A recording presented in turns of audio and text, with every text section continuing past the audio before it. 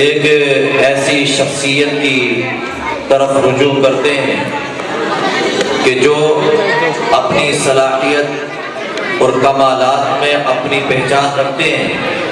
اس سے میری مراد استاد محترم حضرت اقدس مولانا مفتی منصف صاحب دامت برکاتہم العالیہ شیخ الحدیث دارالعلوم حسینیہ چلہ امروہہ ہیں۔ حضرت استاد محترم کو اس شعر کے ساتھ دعوت سخن دے رہا ہوں۔ دلوں میں جستجو بڑھتی ہے اور تنویر ہوتی ہے، دلوں میں جستجو بڑھتی ہے اور تنویر ہوتی ہے، سبھی مردہ دلوں میں زندگی تحریر ہوتی ہے۔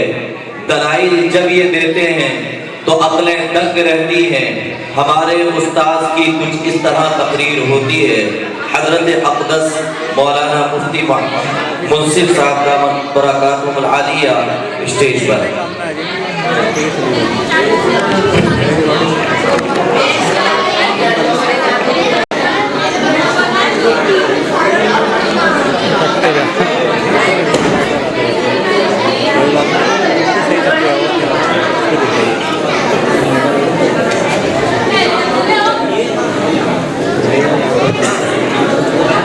بچے کا سر آ جائے گا۔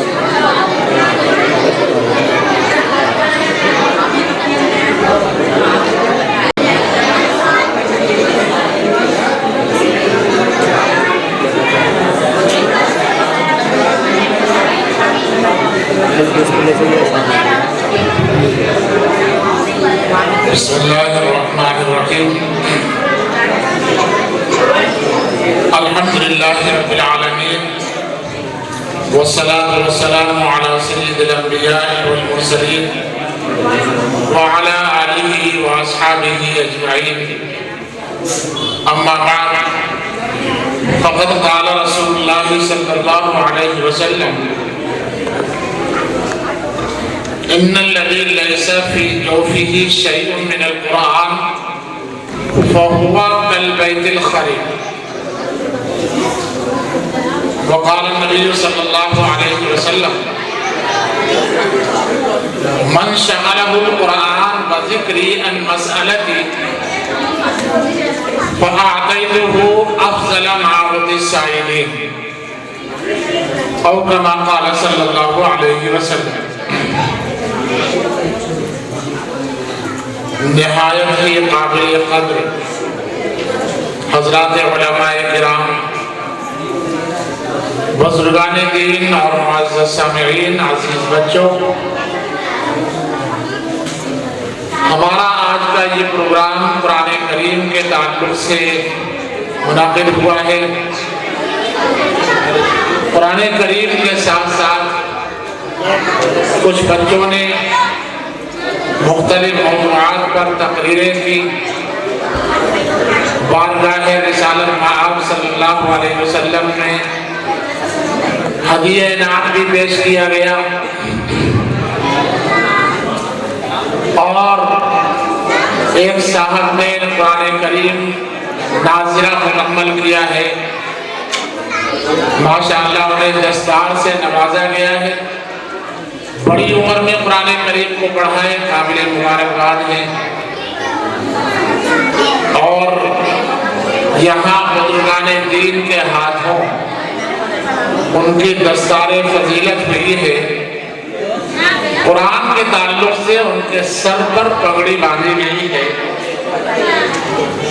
میں سمجھتا ہوں کہ شاید انہوں نے اپنے خط کو چھوڑ دیا ہے، کچھ نظر آ رہا ہے چھوٹا چھوٹا، اور میں امید کرتا ہوں کہ شاید اب اس خط کو پورا کر لیں گے۔ میں نے ان سے درخواست کی ہے، کیونکہ ایک عظیم دولت، ایک عظیم چیز انہیں عطا کی گئی ہے، دستار عطا کی گئی، اس کی لاج تو انشاءاللہ رکھیں گے۔ اور ایک بچہ ہے جس نے قرآن کریم کو حفظ مکمل کیا ہے، وہ بھی قابل مبارکباد ہے، ان کے والدین بھی اور ان کے استاد محترم بھی، کہ جن کی کوشش، کاوش اور مسلسل ان کے پیچھے جو جد و جہد ہے، اللہ تبارک و تعالیٰ ان کو اپنی شایان شان بدلہ عطا فرمائے۔ اور اس سب کے ساتھ ساتھ مسجد صدیق اکبر کی کمیٹی، مسجد تحفیظ القرآن کی کمیٹی اور مولانا عالم رئیس صاحب کے پیچھے جو افراد مسلسل ان کے ساتھ کاندھے سے کاندھا ملا کر سعی کر رہے ہیں، کوشش کر رہے ہیں، محنت کر رہے ہیں، مدرسہ تحفیظ القرآن کو آگے بڑھانے میں مسلسل لگے ہوئے ہیں، جو نہ دیکھی جانے والی ان کی محنت اور کوشش ہے، اصل وہ لائق مبارکباد ہے۔ دیکھیے، اگر اس کمیٹی کا اور مدرسے کی اس مجلس شورا کا اگر مولانا عالم رئیس صاحب کے ساتھ نہ ہوتا، تعاون نہ ہوتا، یا کسی بھی مدرسے میں جو بھی علماء کرام خدمات انجام دے رہے ہیں اور اس مدرسے کا جو حضرات بھی تعاون کر رہے ہیں، کوئی بھی مدرسہ ہے، مدرسہ ہو، جامعہ ہو، مکتب ہو، اس مکتب میں جو اساتذہ کرام پڑھا رہے ہیں، مدرسے میں پڑھا رہے ہیں، جامعہ میں پڑھا رہے ہیں، اس مدرسے کا تعاون کرنے والے جو لوگ ہیں وہ اصل مبارکباد کے قابل ہیں اور وہ اس کے مستحق ہیں کہ ان کو مبارکباد دی جائے۔ دیکھیے، میں آپ سے عرض کروں، مثال کے طور پر یہیں پر لے لیجیے، آپ کے مولانا عالم صاحب ہیں، عالم رئیس صاحب ہیں، یہاں یہ صبح سے لے کر دوپہر تک اور دوپہر سے لے کے شام تک اور پھر مغرب کے بعد اور عشاء کے بعد مسلسل جو وقت دے رہے ہیں، مسجد میں لگے ہوئے ہیں، مدرسے میں لگے ہوئے ہیں، اگر ان کے پیچھے جو تعاون کرنے والے لوگ ہیں وہ نہ ہوتے تو پیٹ تو ان کے ساتھ بھی ہے، ان کے گھر والے بھی ان کے ساتھ ہیں، ان کے ماں باپ کا خرچہ بھی ان کے ساتھ ہے، ان کے بچوں کا بھی خرچہ ان کے ساتھ۔ اگر پیچھے تعاون کرنے والے لوگ نہ ہوتے اور ان کا وقت فارغ ان کے تعاون کی بنا پر نہ ہوا ہوتا تو یہ بھی کہیں تجارت کر رہے ہوتے، کسی دوسری جگہ ملازمت کر رہے ہوتے یا کاشتکاری کر رہے ہوتے، بہرحال اپنا گھر چلانے کے لیے کچھ نہ کچھ تو کر رہے ہوتے۔ ان کے وقت کو فارغ کیا ہے ان لوگوں نے کہ جو ان کا تعاون کرتے ہیں، جن کا تعاون نظر نہیں آ رہا ہے ہمیں، وہ کون ہیں، کہاں ہیں، اللہ جانے کون لوگ ہیں وہ جو تعاون کرنے والے ہیں۔ اصل قربانی ان لوگوں کی کہ انہوں نے ان کے وقت کو فارغ کیا، ان کی ضروریات زندگی کا انتظام کیا، اور کرنا بھی چاہیے، اور کرنا بھی چاہیے، اس لیے کہ جو خدمت انجام دے رہے ہیں یہ وہ اتنی بڑی خدمت ہے، اتنی بڑی خدمت ہے کہ اگر ہم ان کا مالی تعاون کر کے ہم یہ چاہیں کہ ہم نے حق ادا کر دیا تو ہماری یہ کم فہمی اور ناسمجھی ہوگی، اس لیے کہ اس کا بدل تو ہم ادا نہیں کر سکتے، اس کا بدل ہم نہیں دے سکتے۔ جو ان کی محنت ہے، جو اساتذہ کرام کی محنت ہے، جو ان کی کوشش ہے، اور وہ جو تعلیم دے رہے ہیں، جو بچوں کو سکھا رہے ہیں، جو قرآن پڑھا رہے ہیں، اس کا ہم بدل دیں یہ ممکن نہیں۔ ہاں، البتہ ہم اپنی اخلاقی ذمہ داری یہ سمجھیں، اور ہم پر اخلاقی ذمہ داری یہ عائد ہوتی ہے کہ ان کے گھر کے نظام کو ہم دیکھیں اور اس کا انتظام کریں، اور ہماری یہ فکر ہونا چاہیے کہ وہ اس تعلیم کے لیے مکمل طور پر فارغ ہو، گھریلو معاشی حالات سے وہ دوچار نہ ہو، اور معاش کی بنا پر وہ پریشان حال نہ ہو، بلکہ یہ ضرورت اس بات کی ہے کہ ان کے پورے گھر کا انتظام ہم لوگ خود اس کی فکر کریں۔ ایک بات تو یہ، تو اصل مبارکباد کے لائق وہ کمیٹی ہے، انتظامیہ کمیٹی جو مسجد اور مدرسے کو چلانے والی ہے، جو ان کے وقت کو فارغ کر کے ان کو اس تعلیم کے لیے فارغ کیے ہوئے ہیں۔ اللہ ان کو بھی اپنی شایان شان بدلہ عطا فرمائے۔ قرآن کریم کے تعلق سے مجلس منعقد ہے۔ قرآن کریم اللہ اللہ تبارک و تعالیٰ کی وہ کتاب ہے جو دنیا والوں کے لیے رہنمائی کا کام کرتی ہے، ہادی ہے، راستہ بتانے والی ہے، راستہ دکھانے والی ہے۔ ان ھذا القرآن یہدی للتی ہی اقوم، یہ قرآن کریم رہنمائی کرتی ہے سب سے زیادہ سیدھے راستے کی۔ قرآن کریم میں دوسرے موقع پر اللہ نے فرمایا ھدی للناس، یہ لوگوں کی ہدایت کے لیے قرآن کریم کو نازل کیا گیا ہے۔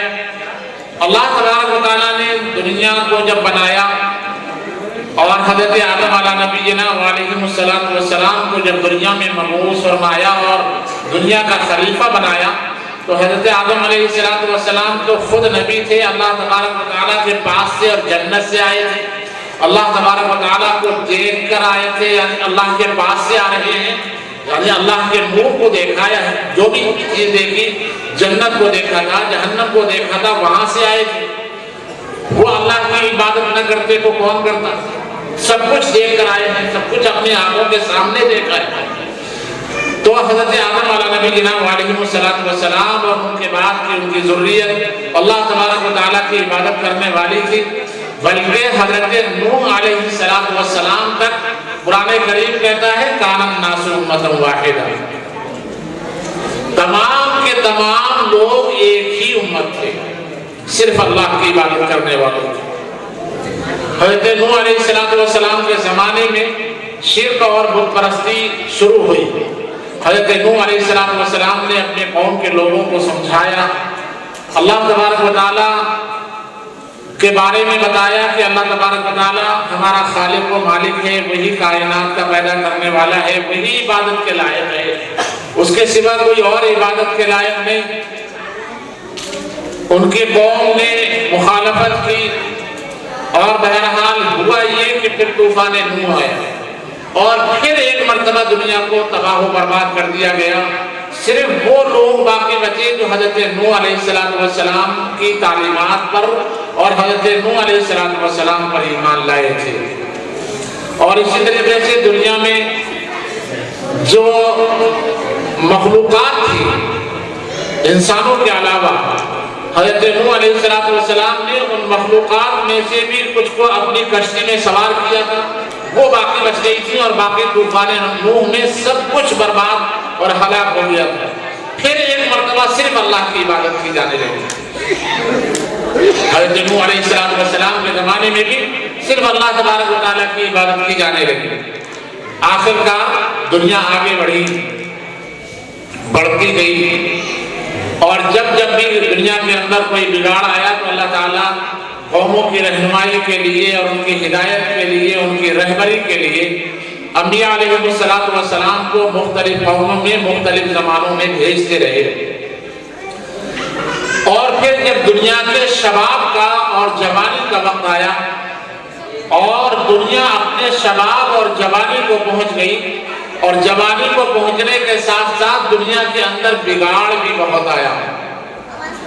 آپ نے حضرات علماء کرام کی زبانی سنا ہوگا، قتل و غارت گری، رہزنی، چوری، ڈکیتی، زنا، شراب، جوا، سٹہ، یہ تمام وہ عیوب ہیں جو نبی اکرم صلی اللہ علیہ وسلم جس زمانے میں مبعوث ہوئے ہیں اس زمانے میں پائے جا رہے تھے۔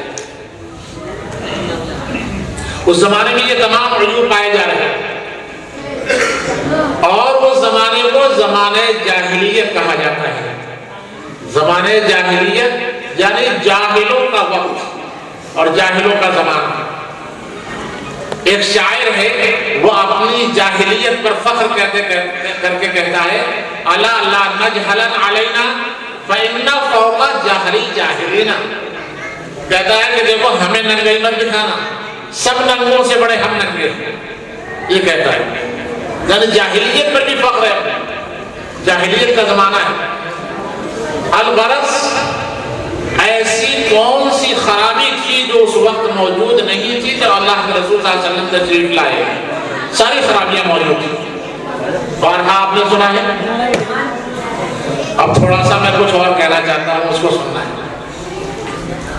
نبی اکرم صلی اللہ علیہ وسلم جب تشریف لائے تھے تو اس وقت ڈاکٹری کا علم موجود تھا، بلکہ حضرت عیسیٰ علیہ السلام کے زمانے میں یہ جو ارسطو ہیں، سقراط ہیں، بقراط ہیں، جالینوس ہیں، یہ جو بڑے بڑے نام ہیں فلاسفہ کے اور سائنسدانوں کے اور حکما کے، یہ نبی اکرم صلی اللہ علیہ وسلم کے زمانے سے پہلے کے ہیں، حضرت عیسیٰ علیہ السلام کے زمانے کے نام ہیں۔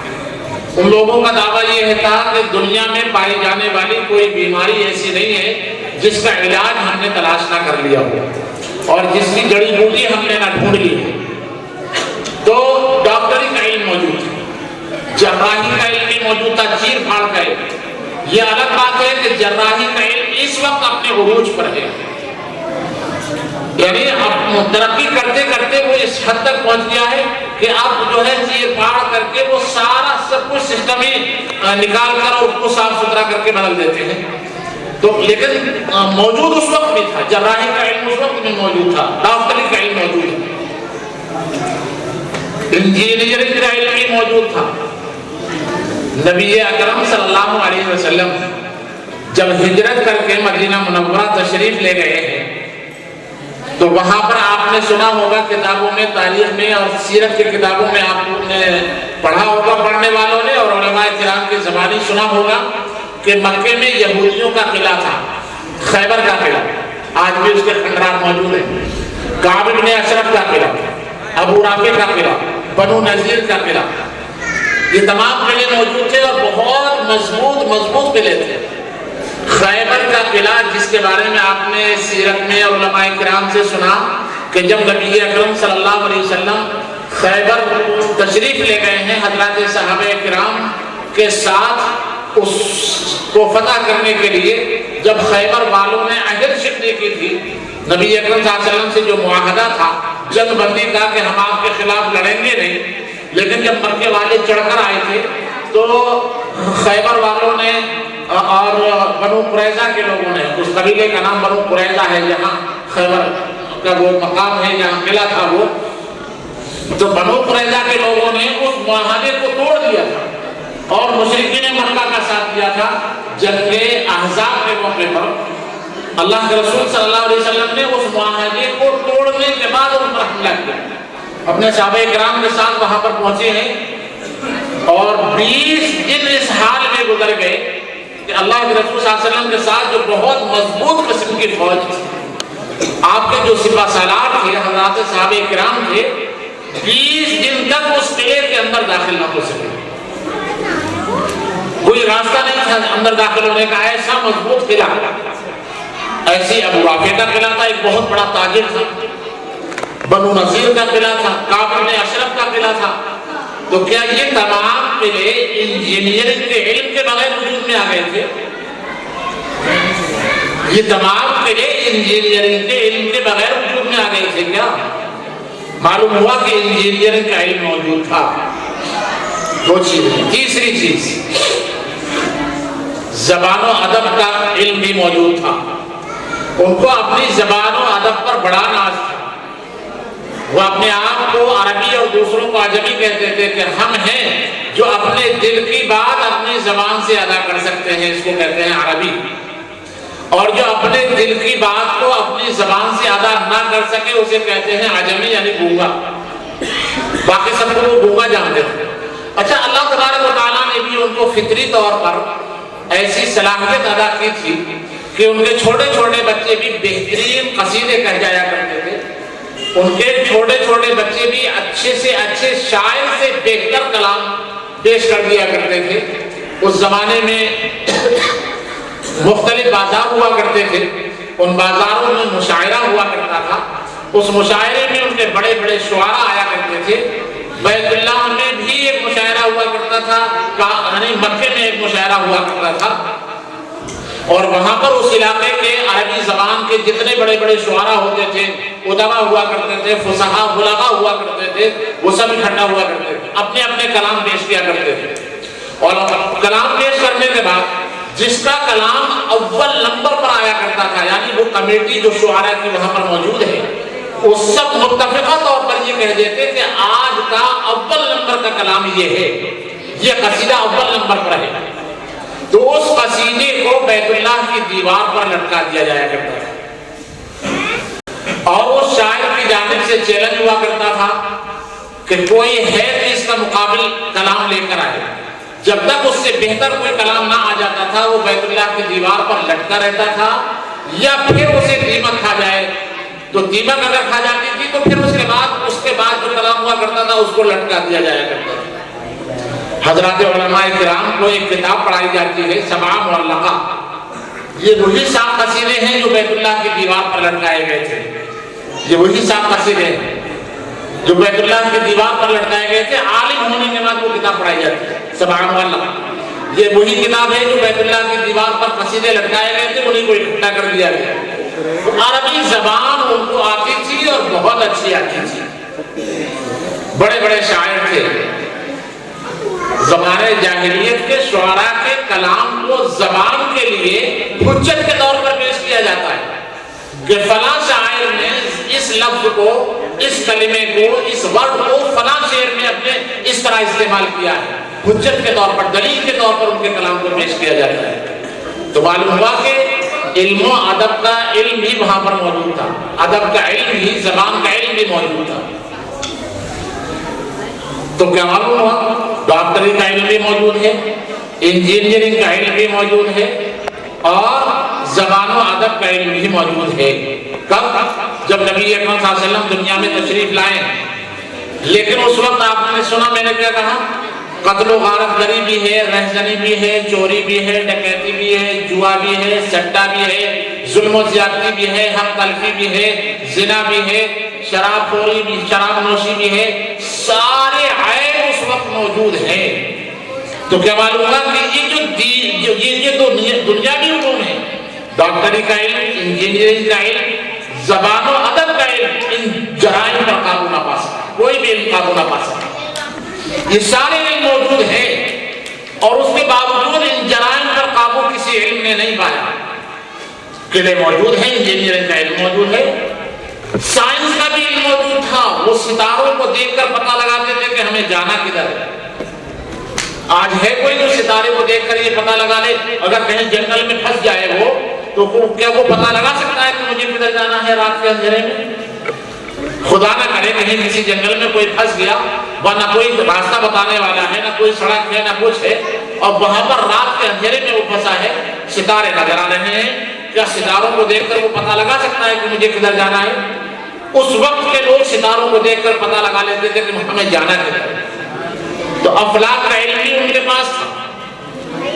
کون سے ستارے کے طلوع ہونے پر بارش ہوتی ہے، کون سے ستارے کے غروب ہونے پر بارش کا موسم ختم ہوتا ہے، یہ بھی وہ جانتے تھے.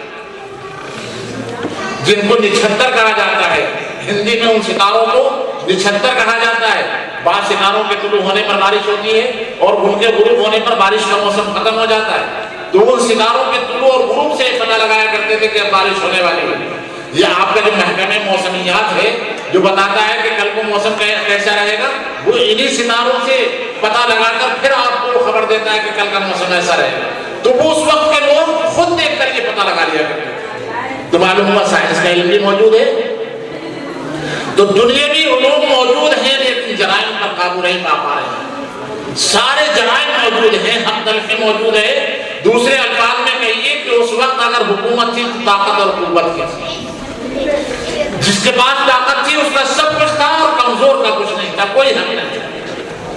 لیکن جب اللہ تبارک و تعالیٰ نے قرآن کریم نبی اکرم صلی اللہ علیہ وسلم کو عطا فرمایا اور نبی اکرم صلی اللہ علیہ وسلم کو نبوت دی گئی، غار حرا میں جب آپ پر وحی نازل ہوئی اور کتاب ہدایت اس دنیا میں آئی، تو وہ قوم جو ناخواندہ کہلاتی تھی، غیر مہذب کہلاتی تھی، جن کو تہذیب یافتہ لوگ اپنے پاس بٹھانا پسند نہیں کیا کرتے تھے، اسی قرآن کریم نے ان کی رہنمائی کی ہے، اسی قرآن کریم کو انہوں نے حاصل کیا ہے، اسی قرآن کریم کی تعلیمات کو حاصل کیا ہے، اور حاصل کرنے کے بعد وہ قوموں کے رہنما بنے ہیں، مہذب بنے ہیں.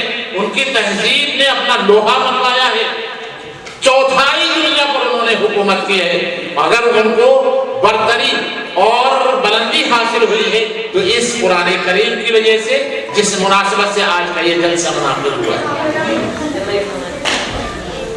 آج بھی اگر ہم یہ چاہتے ہیں کہ ہم ان جرائم پر قابو پائیں تو جیسے آج سے 1450 سال پہلے ان جرائم کا قابو اس کتاب کی بنا پر پایا گیا تھا، اس کتاب کی تعلیمات پر عمل کرنے کی بنا پر پایا گیا تھا، آج بھی اگر ان جرائم پر قابو پانا چاہتے ہیں تو اس کتاب ہدایت کو پڑھنا ہوگا، اس کو سمجھنا ہوگا اور اس کی تعلیمات پر عمل کرنا ہوگا، تب جا کر آپ کہیں اس مقام اور مرتبے کو پہنچیں گے جو مقام صحابہ کرام کو ملا، یا جو مقام اس کتاب ہدایت پر عمل کرنے والوں کو ملا۔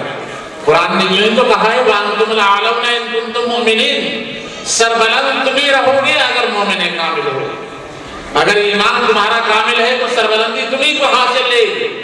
یہ ایمان ایسی بڑی دولت ہے، اس دولت کا اگر ہم شکر ادا کرنا چاہیں تو نہ کر سکتے۔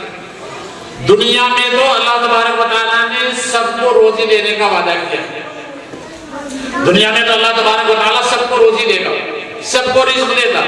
وَمَا مِن دَابَّةٍ فِي الْأَرْضِ إِلَّا عَلَى اللَّهِ رِزْقُهَا، زمین پر چلنے والا جو بھی جاندار ہے اللہ تبارک و تعالیٰ نے اس کے رزق کا وعدہ کیا ہے، اللہ تبارک و تعالیٰ اسے روزی دے گا، اسے روزی ملے گی، لیکن آخرت میں کامیابی صرف اس کو ملنے والی ہے جو ایمان والا ہے۔ آخرت میں کامیابی صرف اس کو ملے گی جو ایمان والا ہے، اس کے علاوہ کسی اور کو کامیابی ملنے والی نہیں۔ آخرت میں کامیابی اگر چاہتے ہیں تو اس ایمان کو مضبوط کرنا ہوگا۔ ایمان دیکھیے، سنیے پھر ایک بات اور میں آپ سے کہہ رہا ہوں، سمجھیے اس کو۔ ہم ایمان والے ہیں، 7 چیزوں پر ایمان لانا فرض ہے، 7 چیزوں پر ایمان لانا فرض ہے جس کو ایمان مفصل میں ذکر کیا گیا ہے اور ہم بچپن میں اس کو یاد کرتے ہیں۔ آمنت باللہ وملائکتہ وکتبہ ورسلہ والیوم الآخر والقدر خیرہ وشرہ من اللہ تعالی والبعث بعد الموت۔ 7 ان 7 چیزوں پر ایمان لانا واجب اور فرض ہے۔ اللہ پر ایمان، اللہ کے فرشتوں پر ایمان، اللہ کی کتابوں پر ایمان اور اللہ تبارک و تعالیٰ کے رسولوں پر ایمان، اچھی بری تقدیر پر ایمان اور بعث بعد الموت پر ایمان، اللہ کی کتابوں پر ایمان۔ ان پر ایمان لانا فرض، ایسا ایمان جو یقین کے درجے میں ہو، ان میں سے کسی ایک کے اندر بھی اگر ذرا بھی شک اور شبہ ہوا تو وہ مومن نہیں کہلائے گا۔ اب دیکھیے، ان تمام چیزوں پر ہم ایمان لاتے ہیں، ایمان بالغیب، یؤمنون بالغیب، جو غیب پر ایمان لانے والے ہیں۔ اللہ تبارک و تعالیٰ پر ہم ایمان لائے ہیں بن دیکھے، اللہ کو دیکھا ہے، اللہ پر ہم ایمان لائے ہیں بن دیکھے۔ سنیے جو میں کہنا چاہ رہا ہوں، توجہ سے سنیے۔ اللہ کے رسول صلی اللہ علیہ وسلم 1450 سال پہلے دنیا میں تشریف لائے، اس کے ثبوت موجود ہیں، اس کے دلائل موجود ہیں، اس کے شواہد موجود ہیں، جس کی بنا پر یقینی طور پر ہم ایمان رکھتے ہیں کہ اللہ کے رسول صلی اللہ علیہ وسلم تشریف لائے ہیں، لیکن ہم نے تو نہیں دیکھا۔ ہم تو اللہ کے رسول پر بھی ایمان بغیر دیکھے ہی لائے ہیں۔ اللہ کے فرشتوں کو دیکھا ہے ہم نے، اللہ کے فرشتوں پر ہم ایمان بن دیکھے لائے ہیں۔ اچھی بری تقدیر ہمارے بارے میں اللہ نے کیا لکھا ہے ہمیں معلوم ہے، اس پر بھی ہم بغیر کسی دیکھے اور بغیر اپنی آنکھوں سے دیکھے ایمان لائے ہیں۔ بعض بعد الموت، مرنے کے بعد کیا ہوگا اور کیا کیا سب کچھ ہوگا، اس پر بھی بغیر دیکھے اللہ کے رسول صلی اللہ علیہ وسلم کے فرمانے کی بنا پر ہم ایمان لائے ہیں۔ ان تمام چیزوں پر ہم ایمان لائے ہیں بن دیکھے۔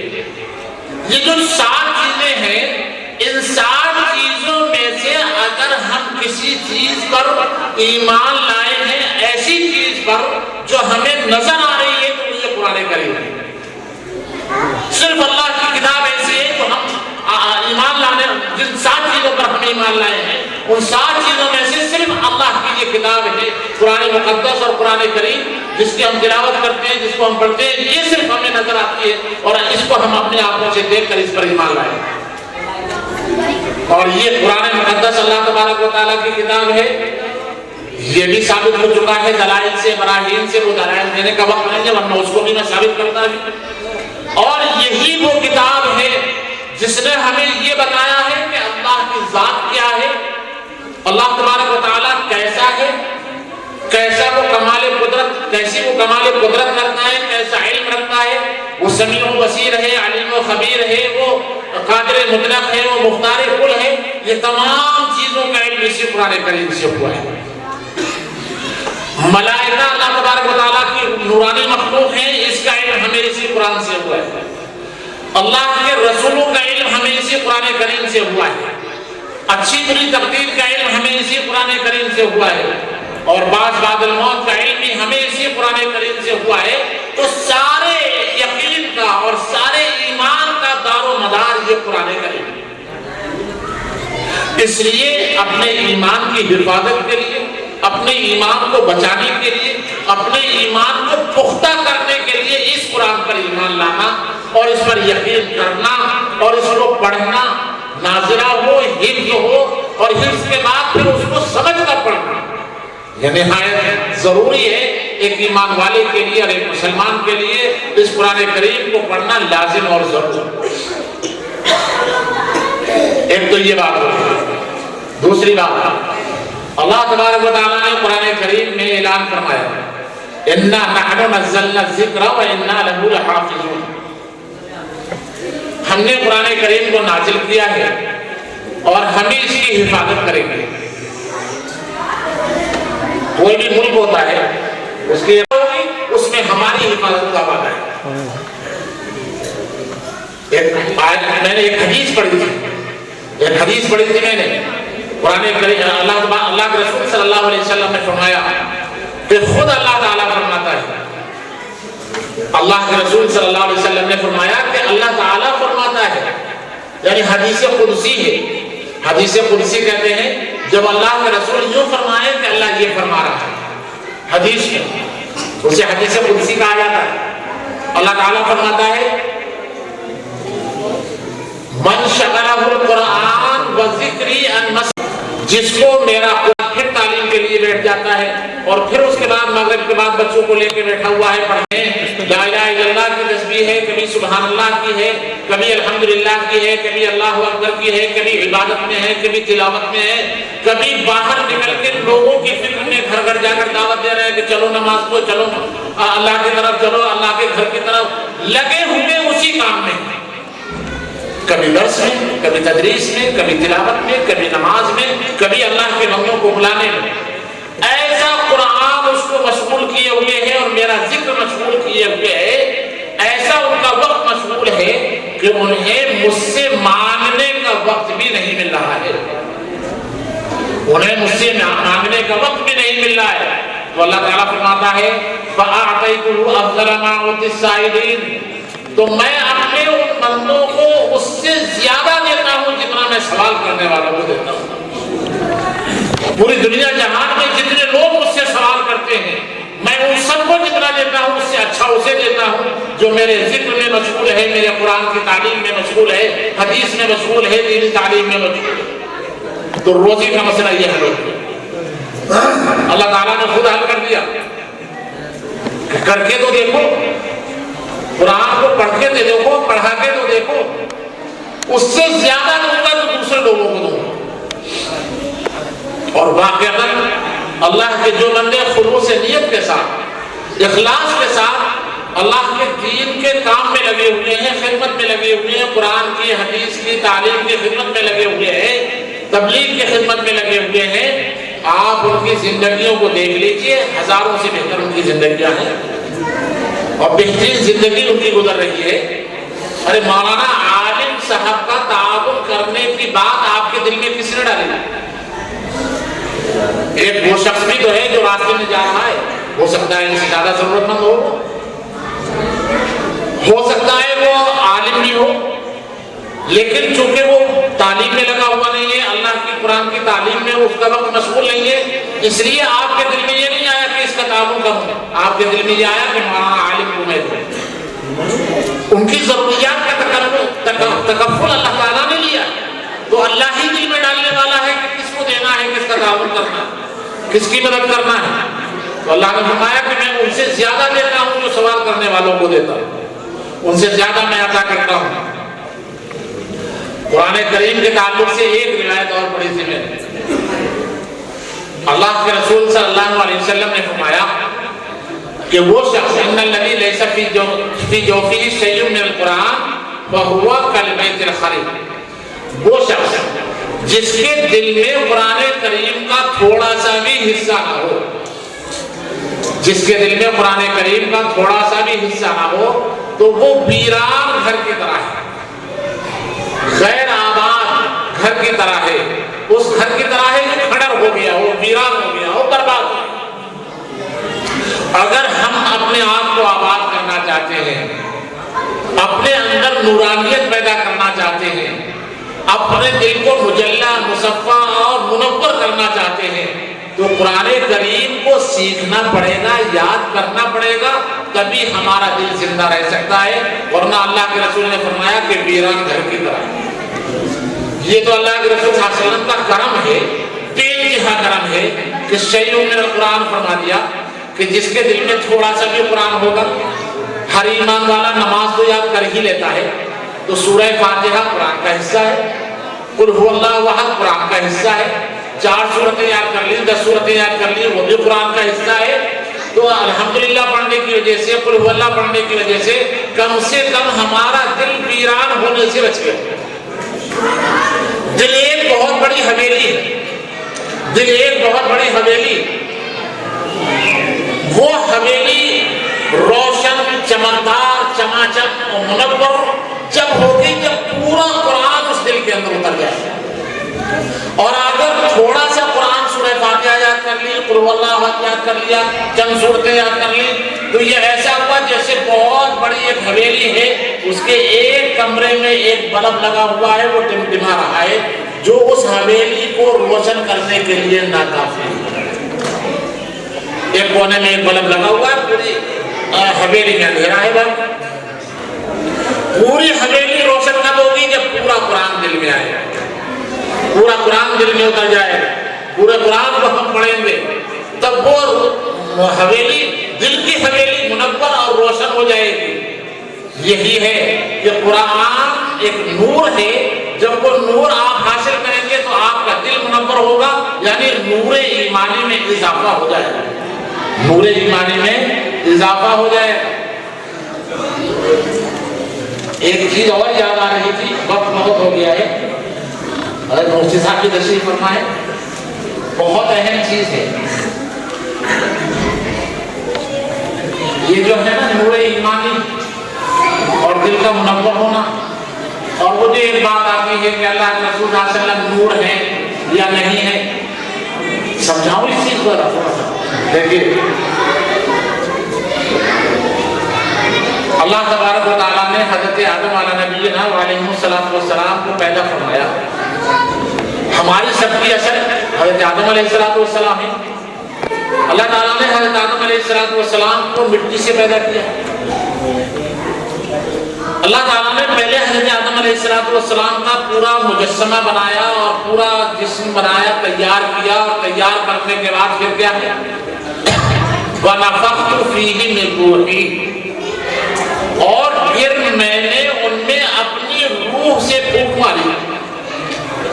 اب تک وہ مٹی کا ایک مجسمہ ہے، مٹی کا ایک مجسمہ ہے، انسان ہے، ایسے جیسے کوئی بت کھڑا ہوا ہوتا ہے، کوئی بت بنا دیں آپ، تو مٹی کا ایک مجسمہ تھا، اس مجسمے میں اللہ تبارک و تعالیٰ نے اپنی روح سے پھونک ماری، وَنَفَخْتُ فِيهِ مِن رُوحِي، میں نے اس میں پھونک ماری اپنی روح سے۔ اللہ تبارک و تعالیٰ نے اپنی روح سے جو پھونک ماری ہے، یہ ہے نور جو اس مجسمے میں آیا، اور جس کی وجہ سے یہ انسان بن گیا، حضرت آدم بن گیا، جیتا جاگتا انسان بن گیا۔ تو اس کے اندر حیات آئی ہی اللہ تبارک و تعالیٰ کی روح سے، انسان میں جو حیات آئی ہے وہ اللہ تبارک و تعالیٰ کی روح سے آئی ہے، اور یہی روح ہے جو انسان کے دل میں موجود ہے، جس کو نور ایمانی کہا جاتا ہے، اور جس کے بارے میں اللہ کے رسول نے فرمایا کل مولود یولد علی الفطرۃ، ہر انسان کو فطرت سلیمہ پر پیدا کیا جاتا ہے، روح وہیں سے پھونکی جاتی ہے، سب فطرت سلیمہ پر پیدا ہوتے ہیں، سلیم فطرت پر پیدا ہوتے ہیں، یعنی اللہ تبارک و تعالیٰ کو تمام انسانوں کو جو پیدا کیا ہے ایک ہی طریقے پر پیدا کیا ہے، کوئی الگ الگ طریقہ نہیں۔ پھر اس کے ماں باپ اسے یہودی بنا دے، نصرانی بنا دے، مجوسی بنا دے، کیا بنا دے وہ الگ بات ہے، لیکن جب پیدا ہوتا ہے فطرت سلیمہ پر پیدا ہوتا ہے. یہ فطرت سلیمہ وہی ہے کہ جو اللہ نے بنایا اور اپنی روح پھونکی, اسی فطرت پر سب پیدا ہے. اب اگر وہ ایمان لے آتا ہے تو وہ ایمان اس کے اندر وہ اس نورانی کیفیت کو بڑھاتا رہتا ہے, اضافہ کرتا رہتا ہے. نبی اکرم صلی اللہ علیہ وسلم اسی طریقے سے پیدا ہے, ظاہر سی بات ہے. اللہ کے رسول صلی اللہ علیہ وسلم بھی اسی طرح سے پیدا ہوئے ہیں. نبی اکرم صلی اللہ علیہ وسلم کی والدہ بھی ہے حضرت آمنہ, آپ کے والد بھی ہیں حضرت عبداللہ, آپ کے دادا بھی ہیں حضرت عبدالمطلب, آپ کی بیٹیاں بھی ہیں, آپ کی بیٹیاں بھی ہیں, زینب ہے, ام کلثوم ہے, رقیہ ہے, فاطمہ ہے رضی اللہ عنہم اجمعین. آپ کے بیٹے بھی ہیں عبداللہ, عبد الرحمن, طیب اور طاہر ابراہیم, آپ کے بیٹے بھی ہیں. تو یہ کیسے کہا جا سکتا ہے کہ آپ انسان نہیں ہیں؟ قرآن بھی کہتا ہے کہ آپ کہہ دیجیے انما انا بشر مثلکم, کہ میں تمہیں جیسا ایک انسان ہوں. تو آپ انسان ہیں, انسانوں میں سے ہونے کا انکار تو کر ہی نہیں سکتا جس کے پاس عقل ہے. جس کے پاس ذرا بھی عقل ہے وہ انسان ہونے کا انکار نہیں کرے گا, اس لیے کہ انسان سب سے افضل مخلوقات میں سے سب سے افضل ہے. انسان ہے, انسانوں کے درمیان میں آپ کو رہنمائی کے لیے بھیجا جا رہا ہے. تو جب وہ انسانوں کی طبیعت کو نہیں پہچانیں گے کہ انسان اندر سے چاہتا کیا ہے, کس کس غلط راستے پر وہ جا سکتا ہے, اس کے اندر کیا کیا غلط چیزیں آ سکتی ہیں, اس کو روکے گا کیسے؟ روکے گا تو جبھی جب اس کے اندر نفسیات کا اس کو علم ہوگا کہ اس کا نفس اس طرف جا سکتا ہے. بہرحال اللہ تبارک و تعالیٰ نے نبی اکرم صلی اللہ علیہ وسلم کو پیدا کیا, اور اس کے بعد پھر ایک وقت آیا حضرت جبرائیل علیہ السلام آسمان سے نازل ہوئے. اللہ کے رسول صلی اللہ علیہ وسلم جب آپ بچپن میں ہیں, چھوٹے بچے ہیں, 4 سال کی عمر ہے, آپ کو پکڑا, اور پکڑنے کے بعد آپ کے سینے کو چاک کیا, دل کو نکالا, اور نکالنے کے بعد اس کو دھویا ہے, اور دھونے کے بعد ایک کالا سا نقطہ نکالا تھا, اس کالے سے نقطے کو نکال کر پھینکا تھا, اور یہ کہا تھا کہ یہ شیطان کا حصہ ہے جس کو نکال کر پھینک دیا گیا. مٹی میں ظلمانیت ہے, تاریکی ہے, مٹی میں ظلمانیت ہے, تاریکی ہے, جس کو ہم نفس سے تعبیر کرتے ہیں. کیا کہتے ہیں؟ نفس. اور وہ جو وَنَفَخْتُ فِيهِ مِن رُوحِي, اللہ نے اپنے روح سے پھونک ماری ہے, وہ ہے نور ایمانی جو اللہ تعالیٰ نے دل میں ڈالا ہے. اب ایک بات اور سمجھیں, ہر انسان کے ساتھ اللہ کے رسول نے فرمایا ایک فرشتہ رہتا ہے اور ایک شیطان رہتا ہے. اگر کسی غلط راستے پر چلنے کا ارادہ کرتا ہے انسان, تو اس کا نفس اور شیطان اسے اس میں مدد کرتا ہے, اس کو بہکانے کی کوشش کرتا ہے. اگر اس غلط راستے پر چل پڑتا ہے اور اس کام کو وہ کر لیتا ہے, تو نفس کا اور شیطان کا اس پر غلبہ ہو جاتا ہے. ہر انسان کے دل میں کبھی نہ کبھی خیر کا جذبہ بھی آتا ہے کہ چلو نماز پڑھ لوں. کسی محتاج غریب پریشان حال کو دیکھا تو دل میں جذبہ پیدا ہوتا ہے کہ اس کی مدد کر دوں. کسی بیمار کو دیکھا اور وہ اکیلا روڈ پر جا رہا ہے تو دل میں داعیہ پیدا ہوتا ہے کہ لاؤ میں جا کر اسے دکھا کے لے آؤں, اس کا مدد کر دوں, اس کی تعاون کر دوں. تو یہ چیز بھی دل کے اندر آتی ہے. یہ چیز آتی ہے اس روح کی بنا پر جو اللہ نے دل میں پھونکی ہے, اور اس روح کا تعاون کرتا ہے وہ فرشتہ جو اس کے ساتھ لگا ہوا ہے. اب یہ چیز غالب آ جاتی ہے تو وہ نماز پڑھنے بھی آ جاتا ہے, زکات بھی دے دیتا ہے, خیر کے کام بھی کرتا ہے, سارے کام کرتا ہے. یہ تمام چیزیں یہ انسان کے اندر کشمکش ہوتی ہے, اور خیر کے اور برائی کی طرف چلنے کی جو چیزیں ہیں وہ یہ ہے. اس لیے اللہ کے رسول نے فرمایا کہ نفس سے اور شیطان سے پناہ مانگا کرو. وہ جو نفسانیت تھی اللہ کے رسول صلی اللہ علیہ وسلم کے اندر, حضرت جبرائیل علیہ السلام نے آب زمزم سے سینے کو چاک کر کے اس کو دھویا ہے دل کو, اور وہ جو نفسانیت اور ظلمانیت اور تاریکی تھی اس کو نکال کر باہر پھینکا ہے. اور اس کے بعد پھر اللہ تبارک و تعالیٰ کی جو روح حضرت محمد صلی اللہ علیہ وسلم کے اندر ہے, وہ نور ایمانی اور آپ کی نورانیت آپ کے پورے جسم کو ایسے حاوی ہوئی کہ ظلمانیت ختم ہو گئی. ظلمانیت ختم ہو گئی, یعنی آپ کے اندر جو نفس کا اور شیطان کا حصہ تھا وہ نکال کر باہر پھینک دیا گیا. اب آپ کے اندر صرف نور ہی نور باقی رہا, جس کو ہم کہتے ہیں کہ آپ روحانی اعتبار سے نور ہیں. جسم کے اعتبار سے تو آپ کو انسانوں میں پیدا کیا گیا. دیکھو کوئی بھی شخص یہ نہیں کہہ سکتا کہ ہم جیسے وہ انسان. کیسے کہہ سکتے ہیں بھائی, کیسے کہہ سکتے ہیں یہ کہ وہ ہم جیسے انسان نہیں کہہ سکتے. ایک موقع پر اللہ کے رسول صلی اللہ علیہ وسلم نے ایک روایت میں ارشاد فرمایا، بلکہ روایت میں موجود ہے کہ اللہ کے رسول صلی اللہ علیہ وسلم صوم وصال رکھا کرتے تھے۔ کیا رکھا کرتے تھے؟ صوم وصال۔ معلوم ہے صوم وصال کیسے کہتے ہیں؟ دن کا بھی روزہ، رات کا بھی روزہ، پھر دن کا روزہ، پھر رات کا روزہ، بالکل کچھ نہیں کھانا، دن میں بھی کچھ نہیں کھانا ہے، رات میں بھی کچھ نہیں کھانا ہے، پھر اگلے دن کو بھی آپ نے کچھ نہیں کھایا ہے، تو دن رات پھر دن یہ آپ نے روزہ رکھا ہے، اس کو صوم وصال کہتے ہیں۔ اللہ کے رسول صلی اللہ علیہ وسلم یہ روزہ رکھا کرتے ہیں۔ کچھ صحابہ کرام نے یہ چاہا کہ یہ روزہ ہم بھی رکھ لیں، کچھ صحابہ کرام نے یہ چاہا کہ یہ روزہ ہم بھی رکھ لیں، دن کا روزہ، پھر رات کا روزہ، پھر دن کا روزہ، اور اگلے جو آگے کی جو تاریخ تھی اس میں پھر ایک ایسا دن آ گیا تھا جس میں روزہ نہیں رکھ سکتے تھے۔ اللہ کے رسول نے فرمایا کہ وہ تو چاند نظر آ گیا، یعنی عید کا چاند، یا کوئی بھی ایسا دن تھا جس میں روزہ نہیں رکھ سکتے تھے۔ اللہ کے رسول نے فرمایا کہ یہ اگلا دن اگر ایسا نہ آتا جس میں روزہ رکھنے کی اجازت نہیں ہے تو میں اس دن بھی روزہ رکھتا، اس لیے کہ صحابہ کرام کو اللہ کے رسول نے منع فرمایا تھا کہ تم یہ روزہ مت رکھو، پھر بھی کچھ لوگوں نے رکھ لیا تھا۔ صحابہ کرام سے منع کیا تھا کہ تم یہ روزہ مت رکھو صوم وصال، پھر بھی کچھ لوگوں نے رکھ لیا تھا، تو اللہ کے رسول نے دن کا روزہ رکھا، پھر رات کا رکھا، پھر دن کا رکھا۔ اگلا دن جو تھا وہ چونکہ ایسا دن تھا جس میں روزہ نہیں رکھ سکتے، عید الاضحیٰ کا دن مثال کے طور پر، تو اس روایت میں آپ نے فرمایا ایکم مثلی، کیا فرمایا؟ ایکم مثلی یطعمنی ربی ویسقین، ارے تم صوم وصال کیسے رکھ سکتے ہو؟ تم میں کون ہے میری طرح؟ یہاں پر منع کر رہا ہے تم میں کوئی بھی میری طرح نہیں، اور وہاں پر کہہ رہا کہ میں تمہیں جیسا ایک انسان ہوں، مطلب یہ ہے انسانوں کی جنس سے تو ہے لیکن اندرون کے اعتبار سے آپ پورے کے پورے نور ہیں۔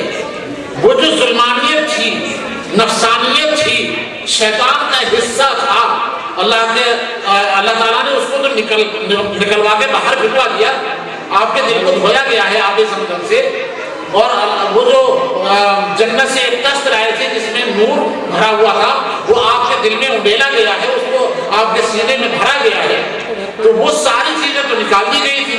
اللہ کے رسول فرماتے ہیں کہ میرا رب مجھے کھلاتا ہے، مجھے پلاتا ہے، تم میں کون ہے ایسا؟ یعنی صحابہ کرام جو سب سے پاکیزہ اور مقدس جماعت ہے اس کو آپ کہہ رہے ہیں کہ تم میرے طرح نہیں ہو، تو بالکل ہم جیسے وہ انسان ہو ایسا تو کوئی بھی نہیں کہہ سکتا، اللہ کے رسول کو کیسے کہہ سکتے ہیں؟ ایک اور بتاؤں فرق، بہت ساری خصوصیات ہیں اللہ کے رسول کے۔ اللہ کو ہم نے دیکھا، بولو بھائی، اللہ کو ہم نے دیکھا ہے، اور معراج میں اللہ کے رسول اللہ سے باتیں کر رہے ہیں، آمنے سامنے باتیں ہو رہی ہیں۔ نور کو تو دیکھا ہی دیکھا ہے، اللہ کے رسول نے فرمایا کہ میں نے نور دیکھا ہے۔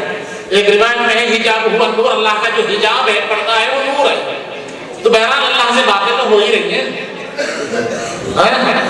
جب آپ معراج میں تشریف لے گئے ہیں تو آپ نے جنت بھی دیکھی ہے، ہم نے دیکھی ہے جنت، اللہ نے دوزخ بھی، اللہ کے رسول نے دوزخ بھی دیکھی ہے، اللہ کے رسول نے فرشتوں کو بھی دیکھا ہے، حضرت جبرائیل کو دیکھا ہے۔